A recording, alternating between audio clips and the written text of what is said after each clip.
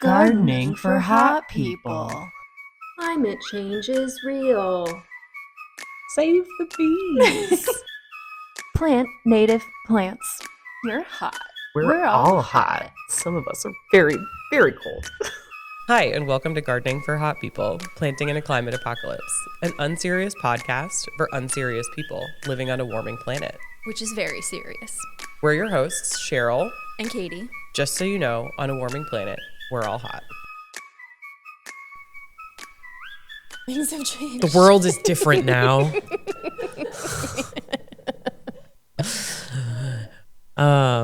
Here we are on a podcast. Welcome to Gardening for Hot People. I feel like I have to say it like slightly nasally, otherwise that's not genuine. I'm like, hot people. I think it's funny.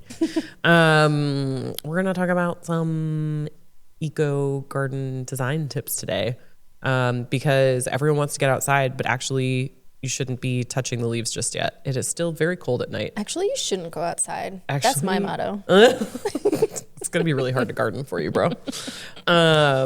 But yeah, no, there are definitely places further south from us where they've moved leaves around, they're planting, they're doing all kinds of stuff. And of course, in areas where you don't leave leaves on the ground, like in desert areas, this doesn't apply at all, because they don't actually really have a lot of deciduous plants around there. Things that blow around are like tumbleweeds down in the southwest. Cute. But here in New England, specifically Massachusetts, where we are just on the cusp of it being warm enough to really like dig into leaf piles and move stuff around and all that kind of stuff. But I got a reminder last week when I was at the Pickering House. You know where the Pickering House is? Mm-hmm. It's in Salem. Massachusetts. So we did their USA. garden. USA. Earth. So yeah, I was like showing a couple of the people who manage that property, like, hey, like just kind of look under the leaves and see if the perennials are okay. And as we're doing that, like a queen bee just like came out and it was so cute. Mm-hmm. She was just like cleaning herself and like nibbling on minerals on the mulch or something. And then she like went right back under the leaves. So that's why I was like, just don't really touch the leaves that much. This is why we leave the leaves. Leave the leaves. Give them a chance. Like that's your intro to the podcast, because I just started talking a mile a minute because I just ate a bunch of sugar. Like you said like a word I've before made that. Noises. Yeah, you're like, yeah. And I'm like, you know what I've been doing on Instagram? Every time I post a picture that happens to be outside, it's irrelevant to gardening usually, okay. But my leaves in my yard will be in the photo, and so I'll randomly put in like a text that says, leave the leaves, leave the leaves. I love it. And it's funny because the first one I did a couple weeks ago, it was actually leaves like on the patio, like on the concrete. So I don't know if that's relevant because they're not on the grass. I mean, there's still probably bugs in there. Yeah. I mean, you could just like sweep them off the patio probably which into I will be. Yeah. the, area next to the patio if you wanted. I think moving leaves around with like, rakes or hand rakes or brooms and stuff, like as long as you're not like doing it really aggressively, like I think that's fine. Like the people have some perennials that are really sensitive that, they don't want the leaves to be on top of when they start growing. And I think it's totally reasonable to like use your hands and just kind of like move leaves around right now. Mm-hmm. But it's just a matter of like not taking away like all of the protection, because we still, last year, the last week of April, we had like more than one frost. Uh-huh. So like, if there's nowhere for bugs to hide in your yard and there's a frost, you're going to have no good bugs. Though it does cut down on mosquitoes, which I won't complain about, even though they're a very important part of the food chain. There are a lot of creatures that eat mosquito larvae. That's disgusting. You don't have to eat them. Well, what I've been noticing in my yard is that in the places where I left the leaves, which in our front area happens to be around the perimeter, like along the fence line, they just kind of blew there and stayed.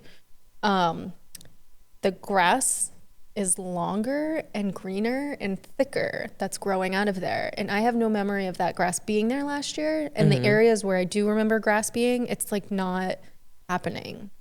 So it's just colder there, probably. Like it's probably just early. So the grass that you have is specifically, I think, Festuca rubra, the native grass. But this doesn't even look like that. It doesn't? Something else. Yeah.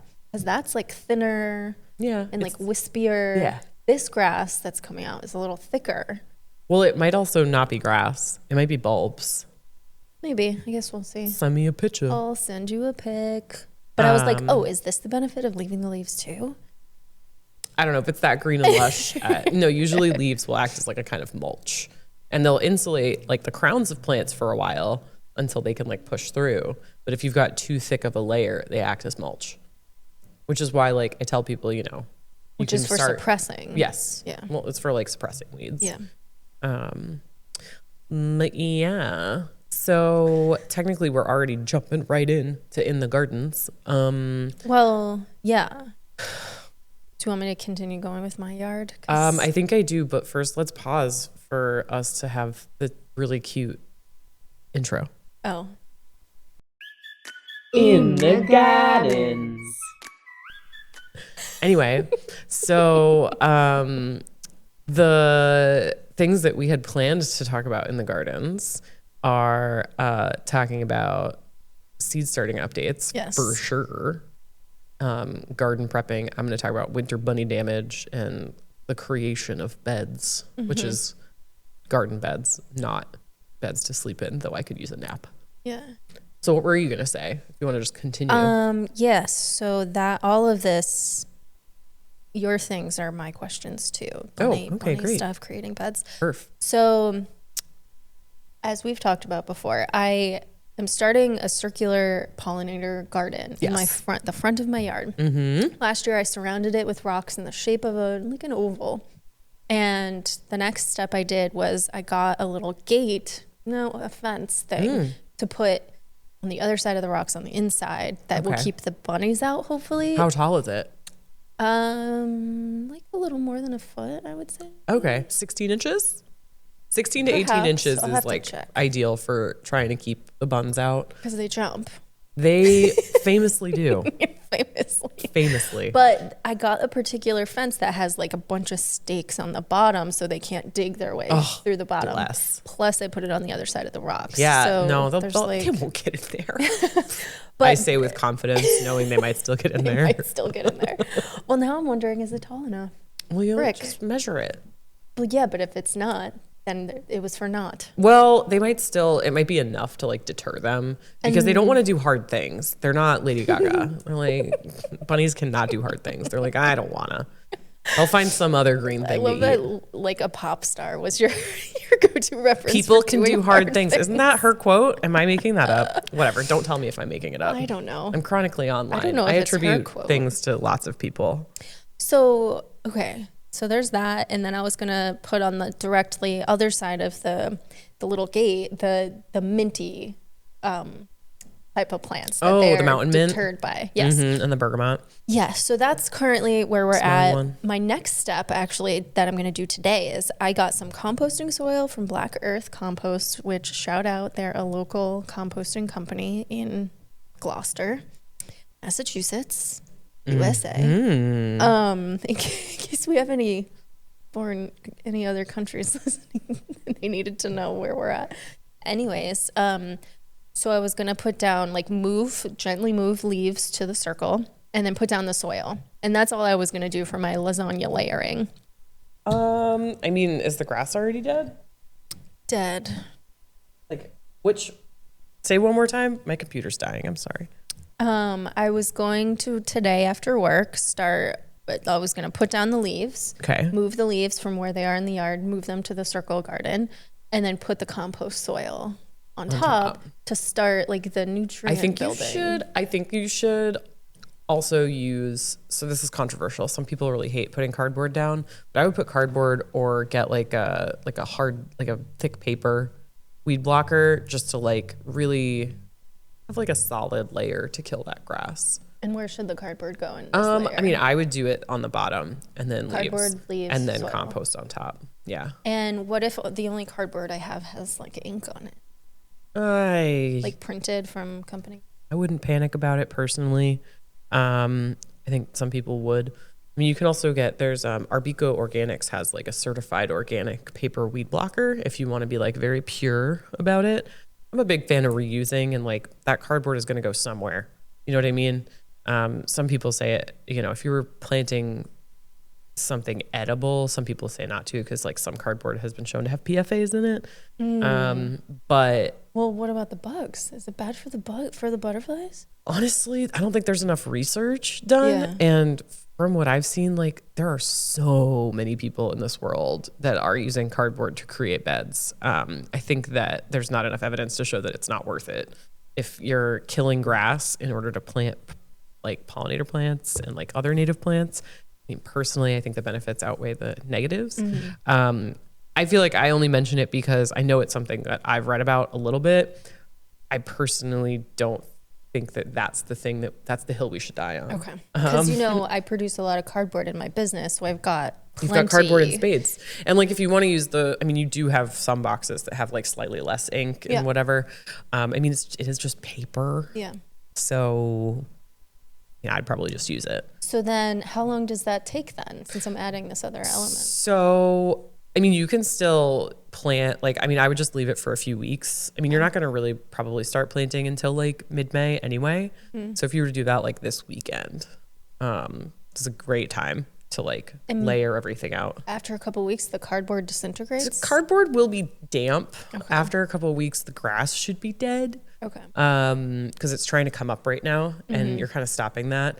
So you can like lift it up. It's not an exact science because it also depends on weather. Yeah. Like if this was, if the next few weeks are cool and dry, it might not be great because if the cardboard has stayed dry that whole time, it's less likely to have started to disintegrate. Couldn't I just water it?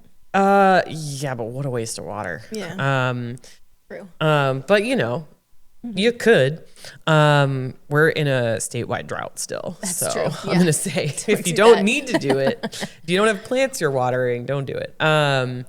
So I mean, the key is to just check before you start like planting. So like in a couple of weeks, lift up a corner of the cardboard and check to see if the grass looks dead and like dig a spade in. It should be like butter. You know what I mean? It should go in like, through the grass, through the roots, and you can feel when something is like not really alive. There's like no pushback to the roots. That's what you want ultimately, because once you make like a hole in that cardboard for like a plant to go into, the grass could hypothetically come up through that area if it's not already dead. So, you could just do all that layering and mulching. If you're like, no, I've got 5 plants, I want to put them in the ground, you just dig the holes. And if you encounter grass that's kind of alive, just throw in the compost pile. I mean, it doesn't have to be perfect. Okay, so that leads me to the next thing, which is, so as we know, I am cold stratifying a bunch of seeds. Yeah. We're coming up around the time when it's been 30 days and I know I can go longer. And now that I have to do this prep for the bed, it'll be mid-May probably, it looks like. Yeah. So I'll prep the bed, whatever, check to see the grass is dead. The grass is dead, let's say. Okay. I've lifted the cardboard. I'm not removing the cardboard to plant. You leave I'm leaving everything. it So and creating a hole within the layer. So you look at the bed, you decide where you want to put your plants. We have a process when we do designs where, I've already created the design, I pass it over to the team, and then we do plant placement. And generally, if I'm not there the whole time for plant placement, I'm there at least at the end to like confirm that everything's where it's supposed to be. So you would do your small time version of that, which is like, where do I actually want these to be? How tall are they going to get? What is it going to look like when it blooms? Like sometimes you don't want something hanging into your path. So if it's something that tends to flop, you want that further back in the bed. When you place the plants in your garden bed, you will then, maybe move some of those layers aside. You want to be planting that root ball in dirt, which is why it's okay that your lasagna layering is like not as thick as maybe some other people's. Because you're mostly seeds, not root balls. That's right. They're not root balls. Yeah. So, I still think, like I said last time, I still think they should go into pots first rather than going directly into the garden bed. Number one, because you're planting into a brand new bed that is not going to be like ideal for like a fresh new plant. Like it's not like nursery conditions. You can't like control how wet it is. You can't control you know, whether a critter comes and eats it, and like all of your hard work stratifying, I don't know. You could do like some of them, but like pretty much with most of the native plant seeds, like you don't actually have to dig them into the ground. A lot of them need sun to germinate. So you would just be placing them on the top. So you would need like a pretty thick layer of compost on top of everything if you're going to do it that way. That's all. On top of The whole, yeah. On top of like the layers. Yeah. So if you want to use some of your stratified seeds in the area that you want them to grow on top of the compost. And you want to double check this too. Like every seed has its own specific needs. Some of them need sun. Some of them you want to like press into the ground just a little bit. A lot of times what is recommended for wildflowers is broadcasting them in the area that you want them in, which is just like throwing them, and then stepping on them or using like something to like heavy to kind of press them into the ground so the sun still can get them, but they're not gonna like blow away. Now, if you did have plants, which you're going to go to Monarch Gardener, you're going to go buy plants at some point. We're going to have a great time. You would want to make sure that when you dig that hole, if you encounter any leftover cardboard that's not like mushy and falling apart, that you just kind of like cut like an X into it and like push it to the side and then drop your plant in. Yeah. And then you can kind of fold the cardboard back. So then ideally, if there is any grass that's trying to live, it can't get through the cardboard still. Okay. If you've got like a wider plant, sometimes it's worth just kind of like cutting out a little spot in the cardboard and in the grass. Okay. And then composting that. All right. So you're saying I should put the seeds from stratifying into pots. And you mentioned, I'm remembering you mentioning like big I would use containers. I would use like a mini greenhouse effectively. So you would just get like a clear Tupperware. Yeah. Tupperware. Have you seen that clip? It's We a already totally went over different this. podcast. I think it's so funny. I'm sorry. I'll laugh at it every time, no doubt.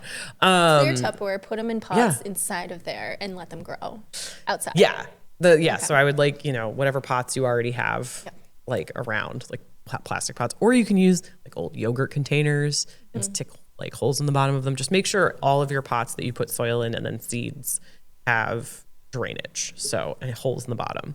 So the process will be you take out your seeds, you take out your tiny pots, you put some soil in each of them, you put in a number of seeds into each pot, and then you take those pots and you put them into the clear Tupperware. What is nice about the clear Tupperware is it acts like a mini greenhouse, so everything stays moist if you keep the cap on. The other thing is it protects it from bunnies, and bunnies like the new fresh leaves the most, which is why I'm like, if your fence doesn't work, Can I do this with ferns too? Yeah. If you've got like little like fern roots. I do have root balls for ferns that I got in the yes, those should go. I think usually what they mention for like ferns, corms, some of those plants is to like soak them in water for 5 minutes and then drop them in the ground or something. Look at the instructions because they're all a little bit different. Well, last year I had root balls from the same place, put them in, they started sprouting and them immediately. So now I'm like, I got to start them in pots so that they're bigger. Yeah. So have just like maybe like one big Tupperware or like two smaller ones. I'll get a fern one and I'll get a seed. There you go. Seed one. And so, or you could get like an actual greenhouse because you have so much space in your yard. I'm just saying. One day, when look I at am Facebook rich. Marketplace. Listen, on Facebook Marketplace, sometimes there's really good deals, and they have those little zip ones. True. That you could just get like a wee one. Okay, so the pots, 2-inch pots, 4-inch pots for the seeds. Whatever pots you got. What are you talking about? Don't you have some at the shop? No. You don't have any leftover plants that are much larger. Okay, so yeah, I mean, you can use like literally as long as it's like, I don't think I would use a 2x2. Those are very, very little. Yeah. But I mean, that's effectively a plant plug. So you could use that. You'll have to plant it up faster. But I've seen people use everything from like tiny little like yogurt containers that are effectively 2x2-inch pots. To like 6-inch pots. Like it's honestly just like not. Doesn't matter? Doesn't matter. Okay. Is there dirt? That's all I needed to know. Sorry. Got a little too specific. Well, because I don't know how big I'm letting them get in that Tupperware, you know? That's true. That's true. Yeah, because how long till the bunnies don't care about them? Yeah. Hopefully the fence works. Yeah. So I'll let my ferns grow to full size before they. good God. Well, at least if it has like fuckers. 1 or 2 fronds, if they eat those, like, but if it's like rooted, that was the big problem, is they weren't like fully rooted. So the Right. bunnies just like Yeah. ripped them out of the ground and they were like, thanks. Oh, Bye. fuckers. But I love them. I mean, it's so crazy that they usually don't go for ferns. That's so odd. Well, maybe because they were little baby sprouts. They were teeny tiny. Well, maybe I have a different kind of animal in the yard. Yeah, you I've could. got a sanctuary of animals. Creatures. Yes. I've got a That's duck. true. I've got 2 ducks, Doris and Nick. They come and sit by the pond. That's so precious. They love each other. They're married, I think. Well, they do mate for life, I believe. I think they must. Like the Yeah. penguins. And you the know? geese. Yeah. Geese are serious Is about this a their bird thing? partners. Yeah, a lot of birds mate for life. Yeah. Anyway, pretty so cute. that is it for me, I think. I'm on this seed. Journey. Yes. And you're going to have plant starts. I'm and glad all we kinds of talked things. about this because I would have just put those seeds right in the ground. Which some of them you should do that and see how it goes. Yeah. Like Agastaches, they've and Monarda species, those like seem to sprout really easily. Okay. Um, I mean, I have hundreds of all of them, and Exactly. I stratified like maybe 150 of each. yeah, so you could like easily take half and half. Yeah, I did in front of the shop, my shop, Beverly. You know how in front of storefronts there's like a patch of dirt with a tree, and it was just dirt. There's no like Yeah. greenery. So I threw a bunch of wildflower seeds out there yesterday. Which It was wildflowers? It was native to Mass. Oh, great. It was a bunch. Ashley got them for a class she had. She did like seed paper making. Oh my God, I'm so scared about what that wildflower mix is. I'm going to have to ask her. It just says native Massachusetts wildflower mix. Oh, no. Okay. What? It says native. Yeah, That's fine, lots of yeah. things say that. But then you look at the plant list and it's a bunch of garbage. Oh, man. Yeah, no, like you got to like, that's why I tell people like don't buy mixes. Okay. Well, we'll cut that part out. No, it's fine. I mean, it's a good learning moment. People really do like, that's why I'm like, do not buy seeds on Amazon. Don't buy them from like anywhere except for where I tell you. Yeah. So Well, what's it's just, it's just capitalism. They're like, look, it's wildflower Of seeds course. and they just make money. I'll send you a pic of the Yeah. package. Yeah. so Send me you a can pic. see.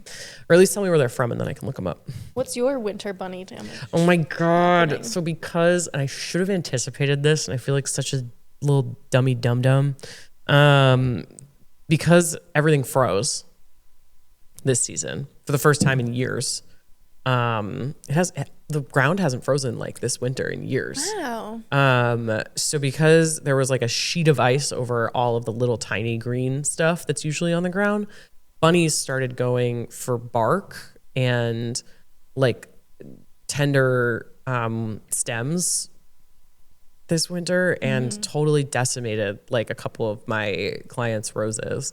It's fine. Roses grow really quickly. We're doing fertilization and composting, and they're going to grow in. And I'm actually just going to replace a couple for one of my clients because I was like, these should have had cages around them. But yeah, so I mean, they'll grow back and they'll just have like a really, really full garden.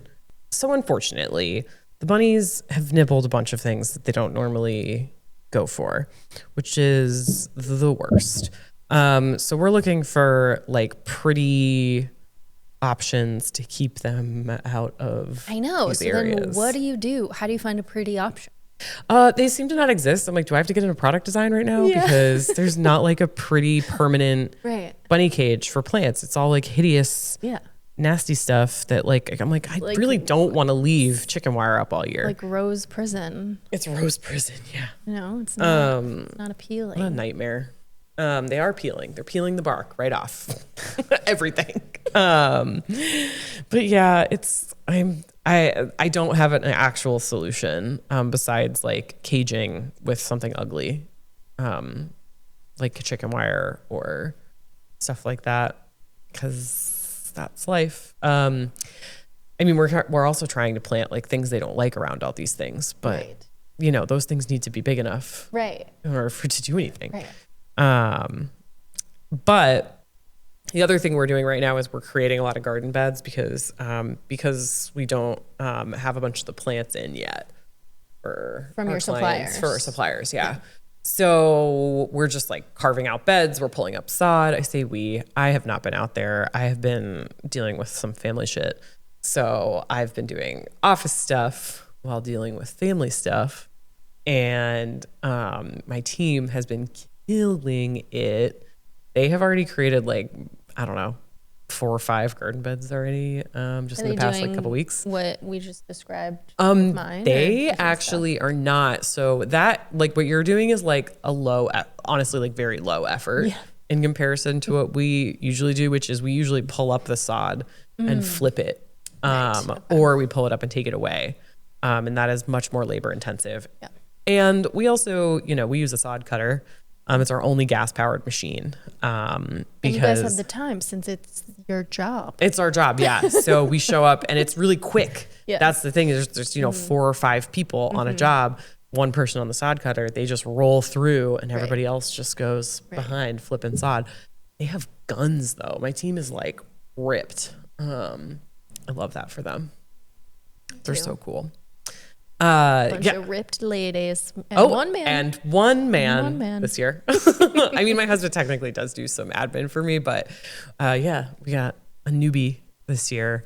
I don't purposely hire all women. It's just how it shakes out. I think something about having a pink logo sort of draws in. And being a woman owner. And being a woman owner. Yeah, that'll do it. I don't think the male landscaping companies are attracting women. There's some women who work at the landscaping companies. I've met a bunch of women in the field and they're all so impressive, honestly. But yeah, I love it. Our team's so good. Yeah, so I think we'll move on to defining terms. What the fuck is that? I can ask you the terms. Here we go. Hell yeah. Cheryl, what is woodland edge? So yeah, we're going to talk through, these are not hard and fast Definitions? definitions. Like, these are the ones that apply to probably the majority, like East Coast, Midwest, some of the northern West Coast for sure, but some of those more like swampy areas and like the Southwest definitely have some other types of gardens that like I personally just don't know as much about. I would love to bring someone on who knows about like the bayou or like the desert at some point. I think that would be so cool. So what we're going to talk about is just these like eco sections. So the first one being woodland edge that you mentioned. The woodland edge is literally where the trees start to peter out and meet grassland or some other like flat spot, even if it's like man-made. So areas that I would consider woodland edge that may not necessarily be woods are like your backyard where you've got like, some trees in your backyard and then it turns into lawn. That little spot, that transition spot where the trees forest turns into lawn, I would consider a woodland edge kind of garden. We've got this idea, I think, in gardening where like a garden is like curated and perfect in a lot of ways, like English gardens and like French gardens that are all clean lines and boxwoods that have been trimmed. But I think that when you start looking into eco-conscious gardening, you really have to start thinking about the habitat that you're in. So like what trees are already existing on that woodland edge and what usually grows under them can help you make a plant list. And so if you've got a woodland edge it's going to be like part sun that turns into sunny, right? As you get further away from the woods, if it's facing, south or east. And so you want to pick species that can handle more and more sun the further away you get from the trees because we're going to have less and less shade. If your woodland edge is facing more north, you can get away. Usually it's like a little more damp. You can get away with like planting a bunch of the ferns, planting a bunch of, plants that need like shade and moist soil sometimes, depending on the how high up the spot is. So it's really just like the easy answer is where the trees meet your lawn. Does that Yep. help define that? It's just as it Yeah. says. It's the edge of The edge of the woodland. I know I'm really good at making an easy answer sound really complicated. I mean, yeah. So I guess if I'm always going to be thinking about my yard when you're talking about this. So I don't know where it's facing, but the trees are here and then the grass is here. So when you say facing south or east, does that mean like if you were standing in the woods and looking out, are you facing south? okay, looking out onto the looking grass? out onto the grass. Yeah. What is that? Right. Okay. Got it. Do you know which way you're I would imagine it's like northeast. imagining? Let's Yeah. just look up. We're not going to Okay. redact it on what her actual address is. But here, type in. Redacted. I forget what your actual address is. Help me out. So when you do look up your address, this is a really easy way to figure this out. You can just look up your address and Google Maps is automatically faces the map north. So when you look at the Google Maps map, you can just zoom in. Do this while you're doing. Yeah. So you can just zoom in and look at, my house, that corner is actually facing north. So like your front garden area that's really sunny, technically it's facing west. So it's going to get like harsh sunlight at the end of the day. So that's just something to keep in mind for when you're choosing plants. Like you actually sometimes want to err more on like choosing dry plants that can handle really dry soil.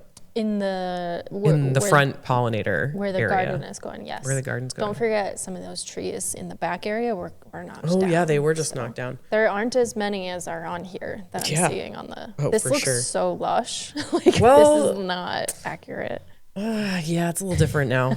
Like the house is completely hidden by these trees, and it's not really like that. But yeah, your whole house pretty much faces west. Okay. So if your house is, if your woodland edge faces west, as you get further away from the trees, you really want to be planting, really high, like full sun. North, east, Yes. west. Yes. So I was right. Northeast is where the woodland edge would be for what I was thinking. So trees ending here, grass here. I wasn't thinking about the garden. I was No, thinking but about this it's big still area. facing. I would say it's facing because these trees are gone, right? Mm-hmm. So it's kind of a different thing too because it's kind of a hole in the woods. Yeah. So. Anyways. Anyway.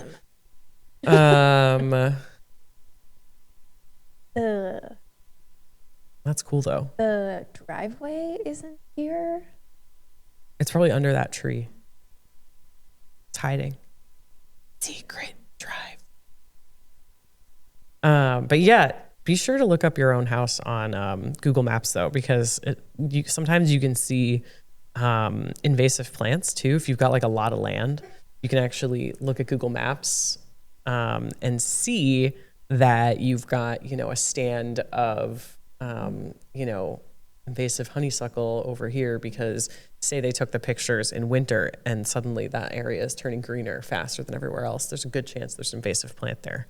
Whoops. You can see all kinds of things. Looks like a giant head of broccoli from this viewpoint. Broccoli is tiny trees after all. Actually, it's a flower. Broccoli florets. Florets being a type of flower structure. So, moving on. Wetland edge. What is a wetland edge? I mean, it is where Same the but wet meets the edge. Well, The river, the pond. yeah, any sort of like wet area that has like a large-ish body of water. And by that, I just mean it's not like a vernal pool. So wetland edges, a lot of people who have, you do have like a man-made pond. So you could actually use some like wetland species probably on the edges of your pond, which would be pretty cool, actually. A lot of people will just like set up a milk crate or something to like keep them the right height. And then you just like put the plant pots like on the crate in the pond. It's really In the pond. in the pond. Yeah, there are plants. That's what I'm talking about. The wetland edge plants, the ones that are like good for actual wetland that want to be wet and in the water. Is this what you meant when you came to my house when we first bought it and you were like, we should get you some pond plants? I was like, what is a pond plant? Yeah. And you were like why don't you know that, Katie? I'm like, it's literally a plant that goes in the pond. I think. Don't know. Yeah, but yeah. So, I mean, a wetland edge can be really important too for erosion reasons. Like if you've got a stream or a pond, like a natural stream or natural pond in your backyard or on a property that you're working on, and it's just lawn all the way up to the edge, you risk more erosion. You risk, having that area of lawn look horrible because lawn is not made to be that wet. And you also are creating like the perfect space for geese too. I was talking to somebody recently whose neighbor has like a perfect lawn, and then they always complain about the geese, but the geese are prey animals. So they want to be able to see everything around them. So if you just mow an entire area right next to a body of water, they're like, oh my God, thank you. Just for me. So it's actually better if you like don't want goose poop all over your lawn to have like a more complex setup where like predators could feasibly be hiding. Yeah. That actually is going to be a better geese deterrent than anything else. Okay. And you're also creating spots where they could potentially nest. You could, instead of having like a whole flock on your property.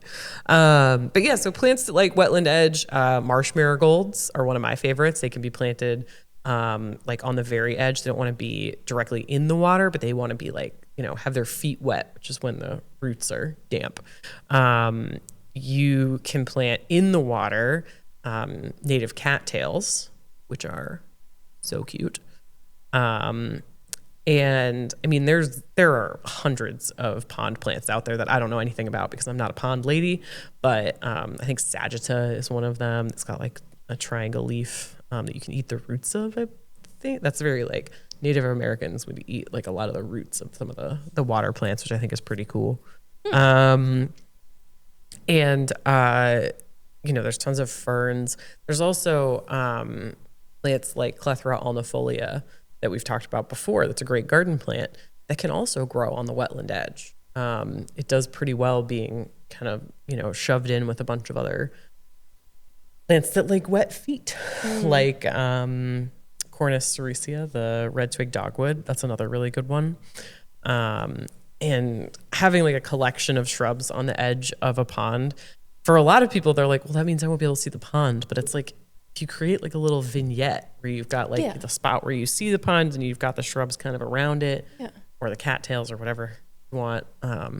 You can enhance the view rather than just having it all chopped down to turf. Yeah. What's that for? No one in what this about, podcast. What about coastal spaces? Coastal spaces, especially for like, the Cape Ann region or Ipswich or places like that have a lot of, or even Beverly where we are, that have a lot of literal coast, like where you're just like, it's like land, ocean. Some of it is cliffside, which things like seaside goldenrod do really well in. You want to find plants that like hot, dry, for those kind of spaces. But then there's also erosion issues with sand dunes. So if you've got a sandy spot and you're like, oh, like I love it, it's so beautiful, but the sand keeps getting more washed out, try establishing a beach grass. Beach grasses, their roots go down so deep that they actually hold the dune together. So yeah, it's truly insane how much their roots matter to the ecosystem on the coast. Can we take a step back and define erosion? Yeah. So erosion, and it means the same whether we're talking about conservation or if you're talking about just like soil erosion around your house. Erosion is just the like water or wind or what have you, eating away at the soil, which means, if it's water, it's like maybe every time the tide comes up, it takes more sand with it. So therefore it is eroding the landscape. It's minimizing how much soil and real estate, for lack of a better word, there is of land on that portion of coast. Or, if it's next to a river, like sometimes, if the Ipswich River raises up really, really high, all of a sudden when it goes back down, it'll take a chunk of the edge of the river with it, which is considered erosion. So yeah, it's just anytime like soil is kind of taken away by wind or water or some other force. So this can happen not near water. It could. So it can happen where rain water comes through. It doesn't necessarily have to be on like a wetland edge or a coastal edge. Okay.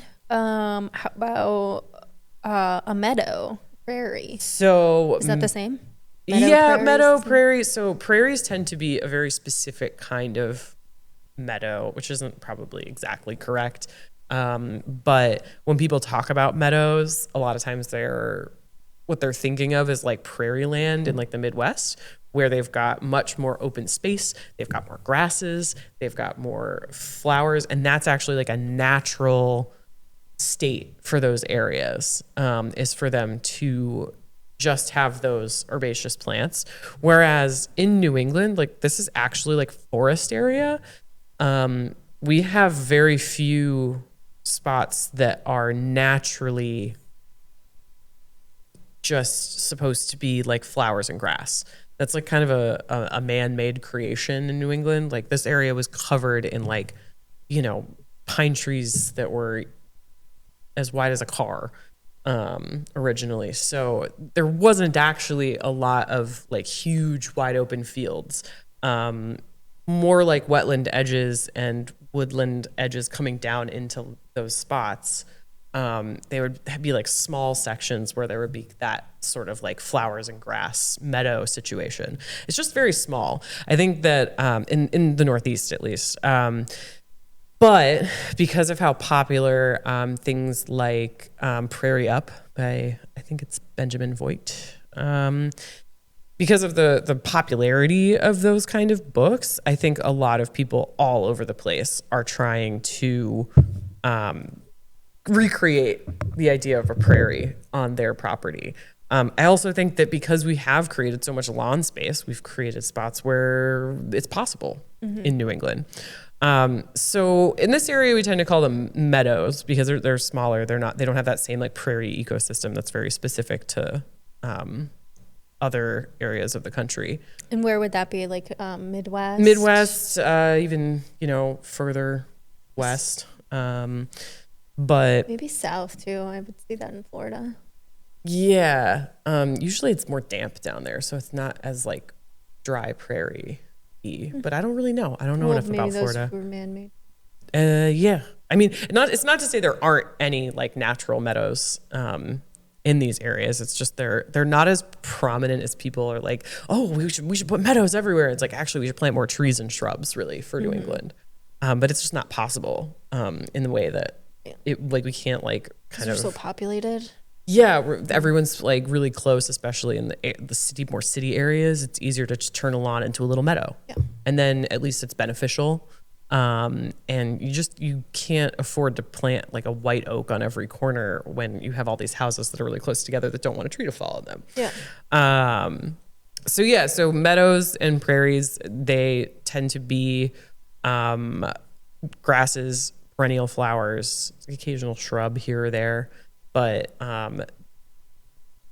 you do want to mow them once in a while to kind of, I'm so tired, I forget the word.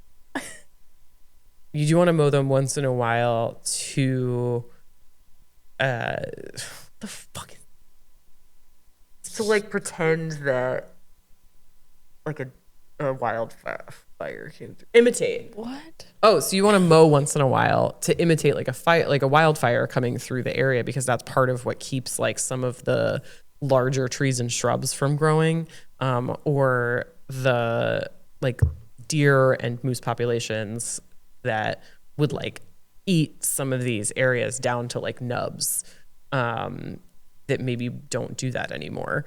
You have to kind of imitate that by mowing and keeping the woody plants from getting too tall and shading out your meadow or prairie areas.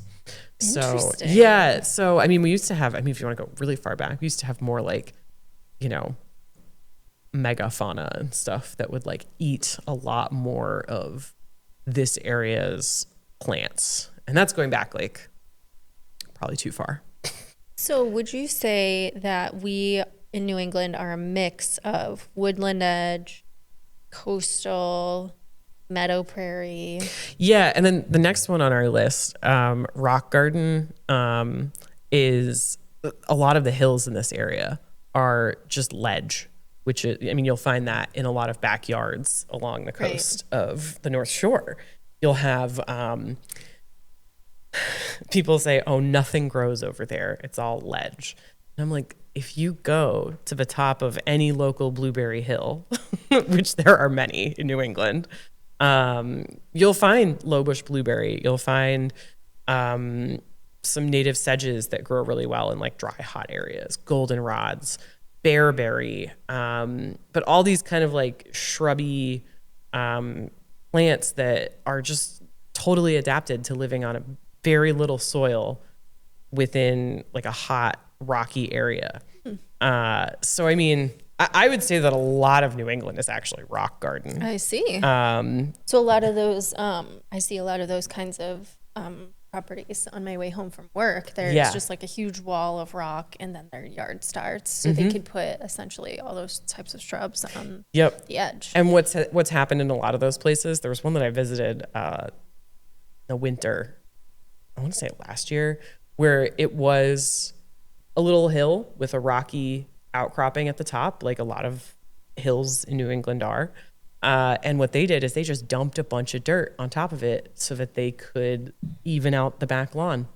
So underneath, probably 3 feet of dirt is ledge. So I got clients being like, "Can I plant a tree here?" And I'm like, I don't see why not. I mean, trees will grow through cracks in the rock, so the roots will find a way. But I wouldn't plant anything too tall, too close to the house, because it's not going to be able to get down maybe as deep as you'd want. Right. And it might fall over. That's why it's important to know what the builders have done before you got there, which can be difficult. How about a rain garden? So this is one that gets turned, or like, I feel like people talk about rain gardens constantly. And there are very specific ways to make a rain garden. There are also just some loose rules that you can apply. There are diagrams online where you can find it. It's like, oh, well, you have to have like a certain depth of ditch in order to have a real rain garden. I don't care about any of that. All I care about is that this is a spot that gets really wet sometimes and gets really dry sometimes. And that means that you need to plant things that can get really wet and also can get really dry. So if you've got a spot in your yard that just gets like soggy when it rains, but other than that, it's fine. But that means that the grass doesn't really do that well. Taking up that sod and putting in things that can handle that like stark change of moisture is going to be way better than trying to force lawn in that spot. So things like the goldenrods that we talked about that are just super hardy and they'll grow anywhere. Things that like, usually these spots are pretty damp year round. There's like some amount of dampness and then they get like really, really wet when it rains. But if you're going to have it at the end of a gutter or something, that spot might dry out a lot. So you mostly just need to make sure you're planting things that aren't going to get drowned. Like echinacea is a really, really good one for rain gardens, but it does tend to get nibbled by bunnies, so something to keep in mind. There's also, I'm like blanking. Monardas, the mountain mints, Joe Pye weed. I mean, you can look a lot to like the wetland edge, right? Because water goes up and down. These are plants that have to be able to survive in both dry and wet conditions. So swamp milkweed is another one. Things especially that like need a lot of moisture to get established, like swamp milkweed, which is the Asclepias tuberosa, or no, Asclepias incarnata. There we go. That's the swamp milkweed. They do better when they are established in damp conditions and then get dry later. And that's a good one for monarchs too. Cool. So love to plant that. So in summary, we have one word defining term, but in summary, if a person out there is looking to start designing an eco garden, these are the different types of habitats that you might have in your own yard, and it might be a blend of several of them. Oh yeah, most people don't have just one of these. A lot of people have like woodland edge and rock garden in this area. We do a lot of that, especially in like Manchester, Boxford, the woodsy spots. More on the coast, you're gonna have like coastal space if you're like right on the water, or even if you're not right on the water, even if you're like, say you're like a stone's throw from the beach kind of thing, that I would still consider a coastal space. You're getting all the salt spray. You're getting all the wind. So you might think like, oh, this is just a normal garden. But like if you have problems with things dying, it may just be the salt spray. But yeah, this is, you can take one of these and just focus on that and say, this is where my trees end and I'd like a bed to kind of start right here. And then start creating your plant list from having an understanding of where you're starting. Like what is there first? What plants exist already?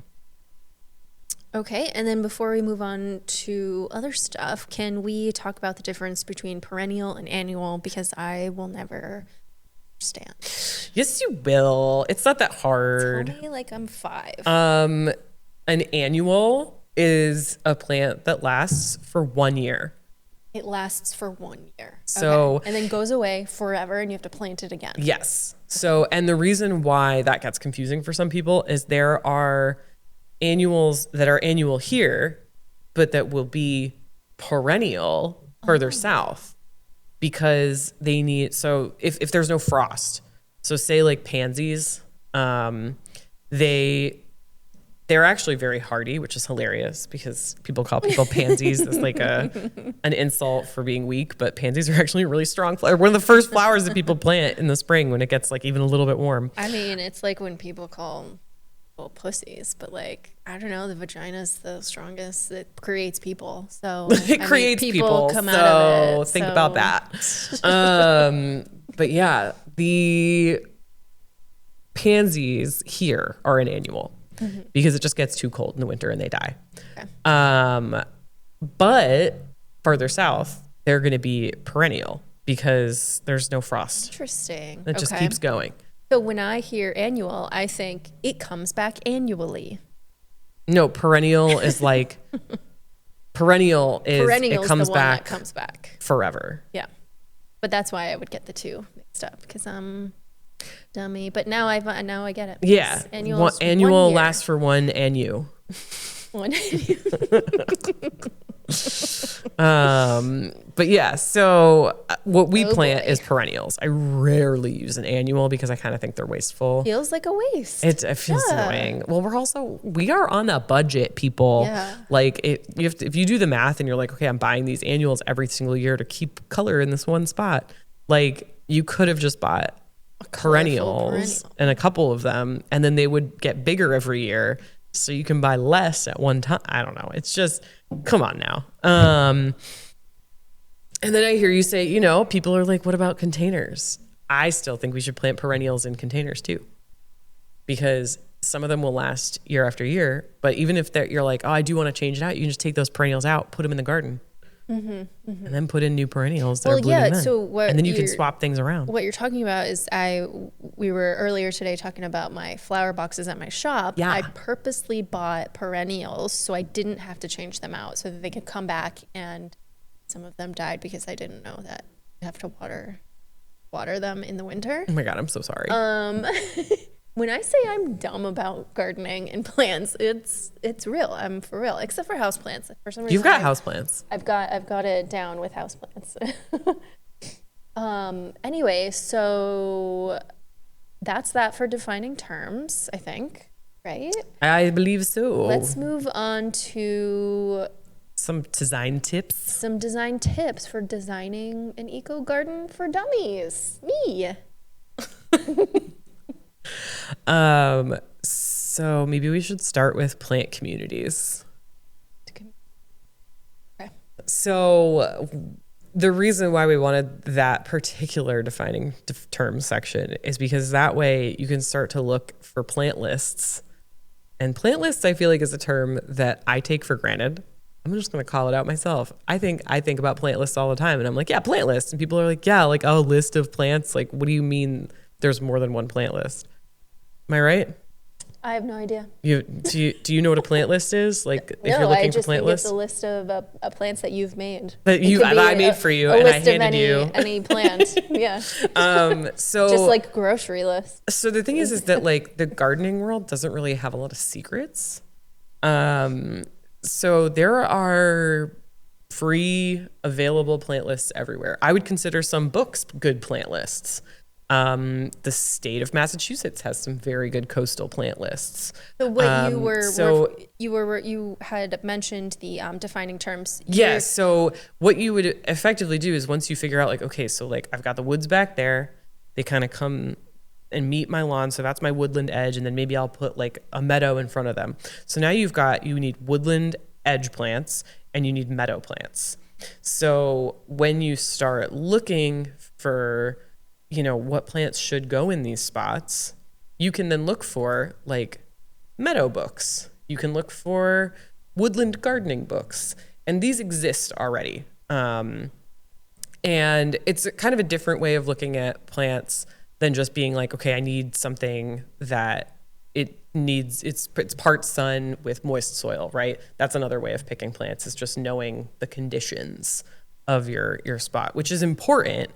But I think that when we do that and we just, especially with the way people research these days on the internet, where they're just like, plants that do well in sun with damp soil, you're going to end up with like tons of different options, and most of them are not going to be native plants. So when you start doing eco-conscious gardens by kind of starting with the kind of habitat that you are trying to work with, it gives you another lens to look through at the plants. So if you're like native woodland Massachusetts plants, if you're just Googling and you're not going to get a book, it will bring up plant lists that already exist. It also gives you places to go to look at the plants that already exist in those spots. So you can be like, oh, I went for this hike and all along this edge of the woods was this one plant and I would love to plant that. Do not steal it from the woods. Do not do it. I know you want to, but don't. You can collect some seeds, but don't steal plants from the woods. But once you ID it, either with like an app or if you've got like a Peterson's Guide, like one of those, books to actually like flip through. Well, Peterson's Guides are really good for that. Okay. What I'm trying to do is essentially give people the tools to be able to kind of figure out these things themselves. So you can figure out what plant that is. Say it's on like a sort of a mushy, damp part of the woods, and then it's yellow. Say it's like a marsh marigold, right? If you've got like a sort of marshy, part shade spot that's kind of like that, that plant will do well in your yard. So it's just a different lens to look through rather than just being like, I'm in zone 5. Yeah. And I can use any of or we're in zone 6B here. So if we're, in zone 6B, we could have lists for zone 6B that encompass tons of plants that aren't native to this area. But what we're looking for is Massachusetts woodland plants. So I actually think the best way to research is to actually go out into the woods and look at those plants first. The best time is the summer because things are actually blooming. They have leaves. They're easier to identify. How do we know it's all necessarily native in the woods? That's a great question because there's a lot of invasive crap in the woods. I think that this is a way to start like building relationships with plants and IDing them and finding out their native range.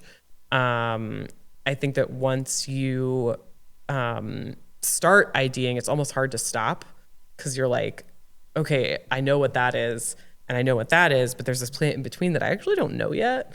And it's worth, looking it up by like leaf shape. Go Botany is a really good place, a really good website that I'm going to put in the show notes to show you how to ID. Like they've got something called a dichotomous key which effectively it's like, is it woody or is it herbaceous? Is it deciduous or is it carnivorous? And it kind of brings you through a flow to help you figure out how to ID that plant. And do you have a reliable plant identifying app you can recommend? I really like Picture This. Yeah.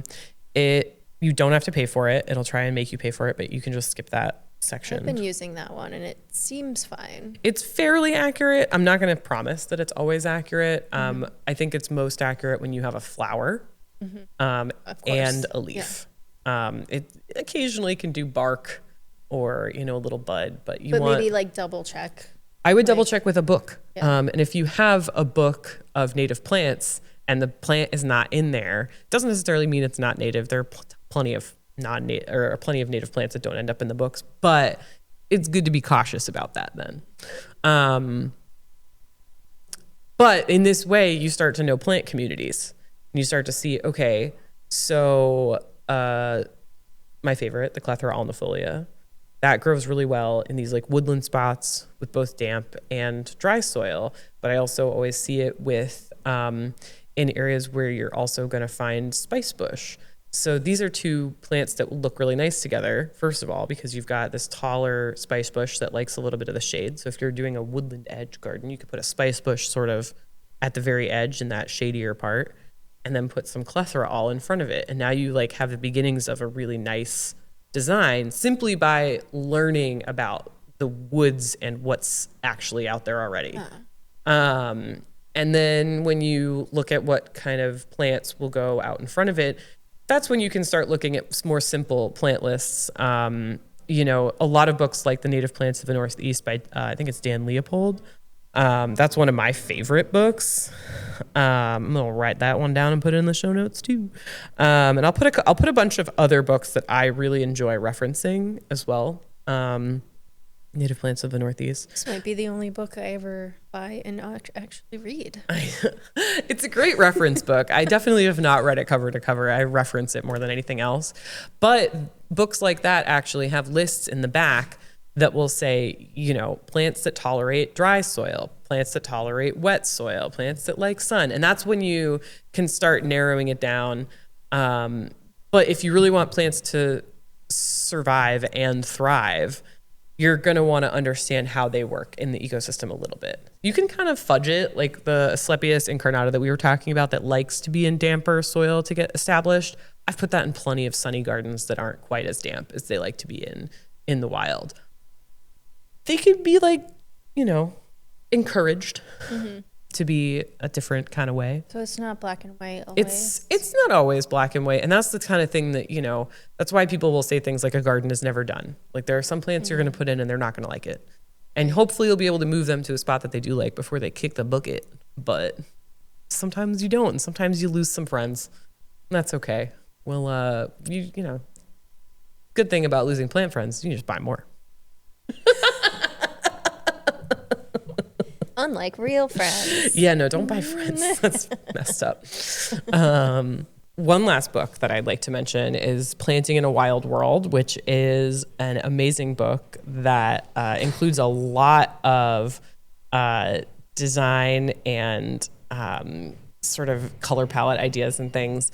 And Piet Oudolf is really well known for his ways of kind of painting the landscape with certain species. So it'll really look like you've got a meadow that's kind of naturally sprung up, but it looks kind of like an organized chaos. I don't know. It's really beautiful. What's the book called? Planting in a Wild World.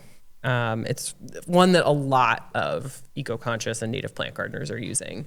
And anybody can do it. It's what I would recommend is having a matrix of some like grass or something like that, and then adding in some swaths of other like drifts of other species. Cute. So that you don't get too overwhelmed. You can be an artist. You can be an in artist. Your own garden. If you can't do it with paint, Exactly. do it with plants. And then what that helps you, like, so if you kind of marry those two ideas where you've got like you're painting a landscape and then you've got an idea of the space that you're inhabiting, like the habitat that you're in. If you kind of marry those two ideas, what you're going to end up with is these plant communities that work together.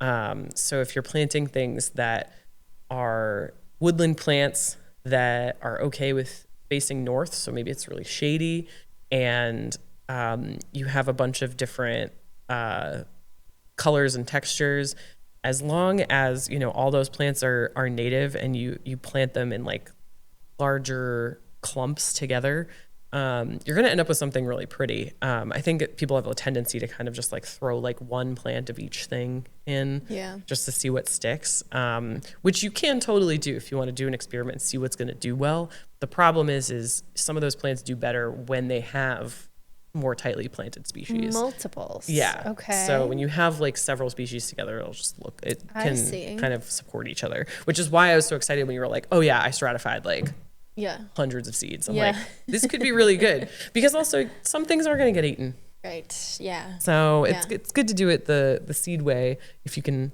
you know, allocate the time. And don't you have some DIY gardening? I do. I have free native plant garden designs on my website. So if you go up to the menu on one of the drop downs, it says free native plant DIY designs or something like that. At plantmagic. At plantmagic.shop. Plantmagic.shop. Okay. Plantmagic.shop or plantmagicgardens.com. They both go to the same website. And then you'll find it in the menu, and you just enter your email. And then I give you access to this folder that has all these DIY designs. They are separated by, you know, sunny, dry, sunny, damp. So once you kind of know all the other things that we talked about, you can get the easy stuff done where it's like, you know, is it sunny and is it damp? That's pretty easy. So once you have all that, they're separated out by that and by foundation or island bed, because I wanted these designs to be really usable for homeowners, or, you know, people who are renting who just, you know, I've got a house and I've got a little bit of land. What can I do? So the foundation beds are the beds that are right next to the house. You don't want to be planting right up against the house because you'll end up with moisture issues. So give yourself, you know, a foot or two between the structure and the start of your plantings. And then the other version is an island bed that you can kind of drop in the middle of, you know, a lawn, and start eating up your lawn with plants. You can always expand a bed, which is my favorite thing to do. Is that what mine would be? Because yours would be considered like an island. I mean, it's got grass kind of all around it, so people can walk around it and look at all your pretty plants when it's done. Okay, so we should move on to plant gossip. Plant gossip. Okay, for plant gossip today, I have, I think my friend Maggie Smith sent this to me originally. Actually, honestly, I think a bunch of people sent this to me when it went around again. It's actually kind of an old article, but there's this frog species. This article came out in May 2023, and somehow we never heard about it. But it's on Scientific American, and I'll put this in the show notes too. But this frog may be the first amphibian known to pollinate flowers. So it's a nectar eating frog, and its part in the ecosystem is to actually pollinate certain plants. And that's why, you know, not all pollinators are bugs. You know, hummingbirds, this frog. There's actually been some research too about how in some areas there's wondering if like foxes actually count as pollinators, because as they walk through certain fields and stuff, they're actually pollinating plants with the pollen on their fur. So then the debate is like, does that make like certain furry species who rub up against plants pollinators? I would argue that it does. Everyone gets to be a pollinator. Everyone's a pollinator. Us. We could be. These frogs are so cute. They are so adorable. We'll put it up in the show notes, of course. Yeah, I mean, you have to see them. They're so stinking cute. And I think that brings us to hot or not. Hot or not. Yeah, okay. Chaos gardening. First of all, what the hell is that? And hot or not? Chaos gardening is like this buzzword that started around the time of the pandemic where people were like, I have been trying to make a pretty garden, but this is exhausting. I'm tired. I just want to grow stuff. And people started just like throwing seeds kind of randomly in like a dirt patch. Okay. It's a really fun way to start a garden. I think it's hot because it gets people interested. Yeah. And then, you learn as you go. You'll be like, oh, maybe I shouldn't have thrown those seeds together because now they're like impossible to separate. Or maybe you put your veggies in with something that's going to get really tall and now you can't find your zucchini. Like that can be things that you learn, but I think it's a really good learning tool for people who want to start getting into gardening, but the planning of it all is too much. Maybe everything we talked about, you're like, I'm not doing that. Yeah. You can just try throwing seeds out. It's a pretty low effort and low price point to start doing something. I'm going to do that in a different area of my yard because I got these very cute seed packets from our friend. Oh gosh, what's her name? Stephanie from... Oh, yeah, from Gate and Garden Herbals. Gate and Garden Herbals. So she collected seeds from her. She's a local from the South Shore who collects seeds from her garden every year. And now she's selling them. And she's got this gothic themed one. Ooh. And then like a fairy garden. Like one's very bright, one's like dark. Oh, that's with fun. Purples and dark purples. Yeah. So with those, I'm just going to toss those somewhere, like in a different area, just to see what happens because I can't deal with more like I can only do one thing at a time. So this island circle situation that I'm doing is that's the organized part. The only thing my brain can take this year. So the rest is chaos until next year. And then I'll focus on a different area to be serious about. That's Maybe great. next year we'll do pond plants. We can do as pond an plants experiment midsummer if you wanted. There's a good pond place that I can show you. Okay. So chaos gardening is hot. How about formal gardens? I think not. Personally. I think that we've made some really pretty, more formal gardens with native plants. Mm-hmm. But that is not what people are thinking when they think of a formal garden. They're thinking, trimmed up boxwood. They're thinking non-native plants. And they're thinking a lot of ornamentals, yeah. Which are the non-native plants that are from other countries that, they can look really nice. But it's just, it's not alive in my opinion. Yeah. Like the plants are alive, but like there's not life going on. Like nothing can eat the leaves. They're the AI of the gardening world. I don't think so. God, I hate AI. How about no maintenance gardens? There's no such thing as a no maintenance garden. That's not real. It's not even a hot or not. It's just a thing that doesn't even exist. Even when you chaos garden, you'll have to maintain it after it. Well, because there's still going to be weeds, up. especially if you have like a bare dirt area that you just threw stuff on. Yeah. There's a weed seed bank in there, and so you're still going to have to do something. Yeah. All right. Fine. I know. So not hot. Well, it's just not real. Garden. I don't even think it's not hot. It's just not real. Not real. That's the AI of gardening. Okay. Do you have any events coming up? Are you guys still doing the invasive task force? Yes. So the invasive task force, I think we might be skipping Sunday because of Easter, but this is dropping the next week. So is this Sunday Easter? Oh, yeah, it is. This Sunday is Easter. It's okay. Forget that. But yeah, so there's definitely still invasive pulls happening at JC Phillips every weekend. You can find info on the Green Beverly events page. And I also am going to be speaking at the Dover, Massachusetts Public Library on, I want to say the 24th of April. There's a Dover in Mass? Yeah, Dover, Massachusetts. Of course there is. And then I'm also speaking at the Topsfield Library later on. I forget the exact date. But yeah, Topsfield Library. I love a library talk. And then just for the record, I did talk in South Boston and got a bunch of emails from more Boston libraries, and I'm just swamped. I'm probably going to be coming to a bunch of libraries around the Boston area as the season progresses, because I have like 3 or 4 emails from some librarians that I have to get back to. The librarians love you. The librarians do love me. Well, I recommend a book like nobody's business, so they love that. Anything else? There probably is. Oh, plant swaps. Plant swap. We're doing a plant swap May 31st. May at 31st. Friends Forever. At Friends Forever. In Beverly, Mass. And then there's also the annual Aubert plant swap the weekend before. The weekend before. Yep. On the 18th, I believe. So you'll see us link these things. Oh yeah, I'm gonna link everything. We'll put it in the show notes and on our socials. So for me, the next thing I've got going on is the vegan market on May 10th in Odell Park in Beverly, Mass, from 11 to 4. And I recently got Black Earth Compost to come out and compost the event. So we're trying to make it waste free. So that's cool. I love that. I didn't know you could do that. That's all that I can think of. Yeah, I'm going to have the food vendors bring all their serveware will be compostable. Their forks, their spoons, their knives, their containers, their plates, their cups, their sample cups. You could go on. Yeah. Well, that's the end, but okay. Yeah. I love it.